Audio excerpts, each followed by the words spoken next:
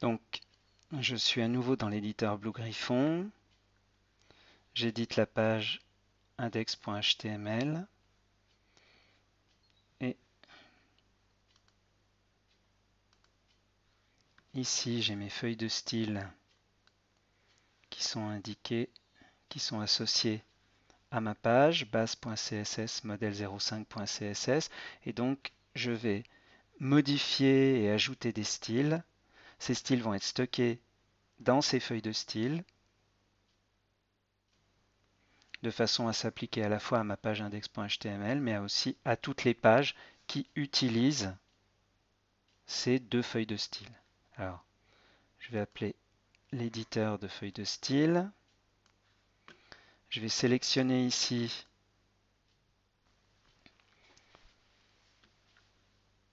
l'élément HTML que je veux styler. Alors, il y a plusieurs façons de créer ou d'associer un style à un élément HTML. Une façon de faire, qui s'appelle ici tous les éléments du même type, consiste à associer un style à une balise HTML. Donc ici, mon site a été balisé avec la balise H1, donc le titre de niveau 1. Donc ici, elle se retrouve sélectionnée et le style que je vais créer là va lui être associé et tous les contenus que je vais baliser avec H1 vont se voir appliquer le même style. Donc ici, il se trouve que seul l'entête, seul le titre de mon en-tête est balisé avec H1 et donc je vais m'en servir simplement pour styler l'entête de, de ma page web. Donc je vais commencer par centrer le texte dans la rubrique générale.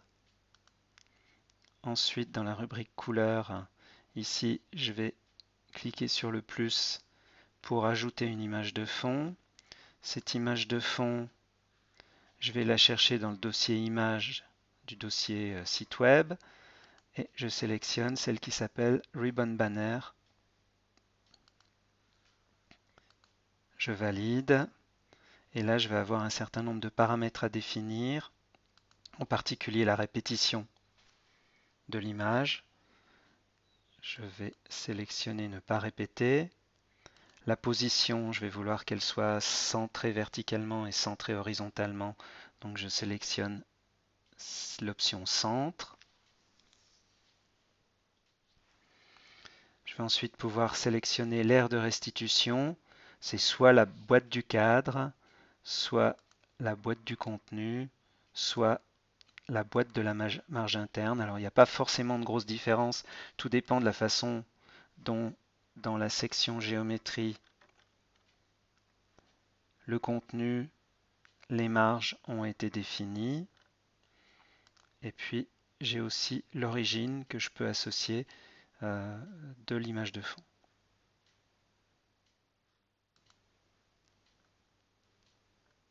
Donc là, je vais simplement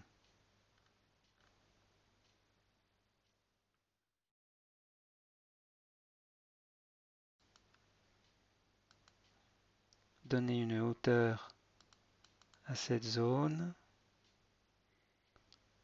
de façon à pouvoir voir l'ensemble de l'image.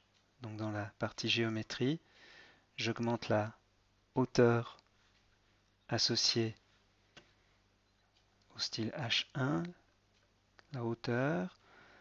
Et ici, dans la rubrique générale, je vais aussi modifier la hauteur de ligne du texte de façon à pouvoir ramener le texte en bonne place sur mon bandeau. Donc là, j'ai défini un nouveau style. Ce style est associé à la balise H1. Et donc je retrouve ici le style tel qu'il a été défini avec la rubrique générale, la rubrique couleur dans laquelle j'ai défini l'image de fond que j'ai attachée et la section géométrie où j'ai déterminé quelle serait la hauteur globale.